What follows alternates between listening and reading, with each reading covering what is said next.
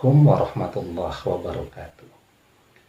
Bapak-bapak, ibu-ibu, mas-mas, mbak-mbak, adik-adik sekalian dimanapun Anda berada, kembali bersama saya Ibu Jayanto. Ya, dalam kesempatan kali ini saya akan mengupas salah satu pertanyaan yang belum tuntas saya jawab ya dalam program Solusif. Jadi kemarin ada pertanyaan tentang memasukkan nomor WhatsApp kita ke dalam grup tanpa seizin dari kita ya. Jadi pertanyaannya yang belum tuntas saya jawab, Ustaz, bagaimana dengan orang yang memasukkan nomor WhatsApp kita ke dalam grup-grup WhatsApp tanpa seizin kita? Dan apakah termasuk memutus silaturahmi jika kemudian kita left atau keluar dari grup-grup tadi ya? Jadi persoalan ini banyak sekali kita temukan di dalam kehidupan kita setiap hari ya. Saya pribadi juga mengalaminya mungkin hampir setiap hari, padahal saya punya 2 nomor ya. Dan itu banyak sekali, mulai dari grup teman-teman kuliah ya, kemudian grup teman-teman sekolah itu dari SD sampai SMA begitu, kemudian grup alumni haji dan umroh itu banyak sekali ya, kemudian ada juga grup organisasi-organisasi ya, dan seterusnya tadi. Jadi menurut saya sih sudah cukup lah. Tetapi terus saja itu orang memasukkan bahkan tanpa izin. Kalau teman baik, teman dekat memasukkan tanpa izin, oke lah ya. Tetapi ini orang yang sama sekali tidak kita kenal, kita juga tidak tahu kan latar belakangnya apa begitu, dan main masukkan saja ya. Ya yang saya lakukan ya saya left dari grup tadi. Ya, kecuali yang bersangkutan minta izin terlebih dahulu ya. Kalaupun dia minta izin, saya butuh tahu dulu ini grup apa. Oh, ini grup dakwah, Ustaz. Yang berdakwah siapa? Ya, kita ini kan selalu memaksakan kehendak kepada orang lain. Ya, jadi teman-teman saya sering cerita itu ya. Ustaz-ustaz itu, mereka ini kan orang yang juga tiap hari berdakwah. Bahkan kalau tidak masa pandemi, itu jam 3 pagi orang masih tidur, mereka sudah di jalan itu untuk menuju lokasi dakwahnya. Anehnya, orang-orang yang aktivitasnya sudah dakwah setiap hari itu masih mau didakwahi juga sama orang lain. Harusnya kan dibalik. Orang yang kemudian memang mereka secara khusus belajar tentang ilmu dakwah, belajar tentang Islam dengan spesifikasinya, nah maka merekalah yang diundang kemudian untuk mendakwahi di grup tadi, bukan kemudian justru terbalik, mereka yang didakwahi.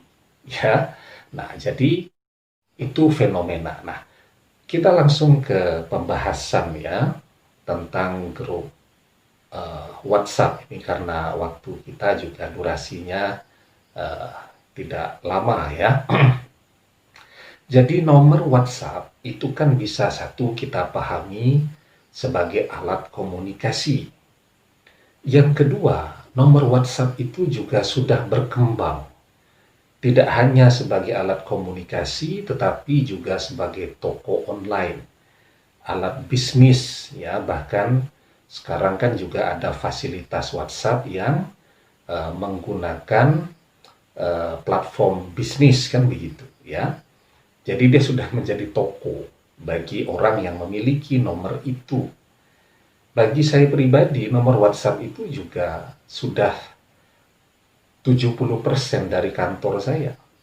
Ya, saya komunikasi dengan teman-teman kerja di sana, mengarahkan dan seterusnya. Jadi itu sudah menjadi kantor bagi saya juga ya. Nah, kemudian nomor WhatsApp itu juga alat ya begitu ya.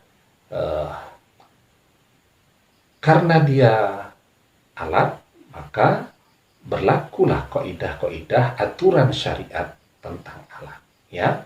Karena dia menjadi kantor, menjadi alamat, menjadi toko online, maka berlakulah kaidah tentang perlakuan nomor WhatsApp tadi. Bisa juga kita dirikan dia seperti halnya sebuah bangunan rumah.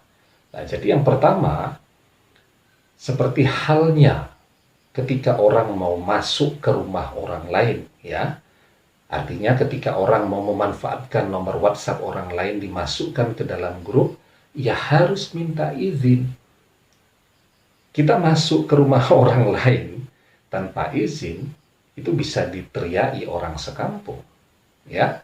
Nah, karena itu Allah Subhanahu wa taala berfirman, "Ya ayyuhallazina amanu la tadkhulu buyutan ghaira buyutikum hatta tasta'nisu wa tusallimu ala ahliha. Dzalikum khairul lakum la'allakum tazakkarun."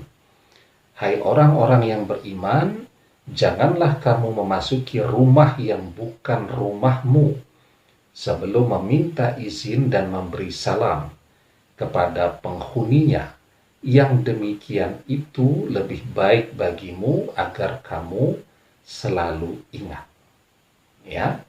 Nah, jadi nomor WhatsApp itu juga bisa menjadi layaknya sebuah rumah bagi orang. Ya. Apalagi zaman masa pandemi ini orang tidak mungkin kan atau dibatasi oleh protokol sosial atau protokol kesehatan untuk berkunjung ke rumah orang lain, ya. Maka bagaimana orang melakukan silaturahmi? Ya berkunjung ke nomor WhatsApp-nya. Nah, karena itu ketika kita komunikasi pun dengan orang lain, ya tidak main langsung tanya saja kan, salam dulu, assalamualaikum, kemudian apa kepentingan, keperluannya, tanya kabarkah, kangen-kangenankah, mau jualankah, menawarkan pinjamankah, dan seterusnya, ya. Nah, orang yang memaksakan nomor WhatsApp orang lain untuk dimasukkan ke grup yang dia miliki atau yang dia admini, itu disebut juga sebagai ghasib, ya. Ghasib itu apa? Ghasib itu adalah orang yang merampas hak orang lain, ya. Nah, di dalam sebuah hadis, ya, Rasulullah Shallallahu Alaihi Wasallam bersabda, la ya'khuzan ahadukum mata'a akhihi la'iban wala jaddan wa man akhadha 'asa akhihi fal yaruddaha. Jangan salah seorang dari kalian mengambil barang saudaranya, tidak dengan main-main, tidak pula sungguhan. Barang siapa mengambil tongkat saudaranya, hendaklah ia mengembalikannya, ya. Nah, jadi itu, ya. Nah, perbuatan merampas, ya. Tadi dalam hadis Rasulullah Shallallahu Alaihi Wasallam mencontohkan tongkat. Orang mengambil tongkat tidak dengan izin, itu harus dikembalikan, ya. Nah, sehingga orang yang memaksakan kehendaknya kepada orang lain ini, ya, orang yang merampas hak saudaranya, kemerdekaan saudaranya untuk menentukan saya mau ikut grup WhatsApp ini atau tidak, ya. Itu kan kemerdekaan semua orang, hak semua orang untuk menentukan, ya. Karena macam-macam juga itu. Saya pernah itu dimintai izin, Ustadz, mohon untuk bergabung ke grup kami. karena yang minta izin ini teman baik, saya oke. Tapi kemudian setelah di grup itu, ya aktivitas saya seperti biasa. Men-share pemikiran-pemikiran dakwah saya, tahu-tahu saya yang di-left oleh adminnya, kan aneh sekali. Ya, nah, jadi memang orang yang kemudian merampas hak orang lain tanpa izin tadi, karena apa? Karena ketika orang minta izin dalam bab ini, belum tentu juga orang yang diajak itu mau. Wong handphone kita ini sudah menanggung beban yang sangat berat kan, dari berbagai grup yang sudah terlanjur ada kan. Nah, yang merampas hak orang lain tadi adalah indikator orang-orang yang tidak beriman. Ya, di dalam sebuah hadis Rasulullah Shallallahu Alaihi Wasallam bersabda, wala yantahibu nukhbatan yarfa'un nas ilaihi fiha absarahum khina yantahibuha wa huwa mu'minun. Dan tidaklah seseorang merampas suatu rampasan yang orang-orang kemudian melihatnya atau mengangkat pandangan kepadanya ketika ia merampasnya dalam keadaan yang bersangkutan beriman. Jadi kalau orang punya iman, itu tidak mungkin dia akan memaksa orang lain untuk masuk ke dalam grup WhatsApp tadi tanpa izin.